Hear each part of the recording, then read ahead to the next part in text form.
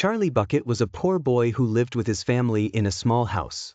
One day, news spread that Willy Wonka, the famous chocolatier, was giving away 5 golden tickets hidden in chocolate bars. The lucky children would win a tour of his factory and a lifetime supply of chocolate. Charlie dreamed of visiting, but he couldn't afford a bar. Then one day he found money in the street, bought a chocolate bar, and miraculously found a golden ticket. Excited, Charlie went to the factory with his grandpa Joe. Inside, he saw amazing things, chocolate rivers and candy gardens. But the other children, greedy and spoiled, caused trouble. Augustus fell into the river, Veruca was chased by squirrels, Violet turned into a blueberry, and Mike shrank. Unlike the others, Charlie was kind and humble.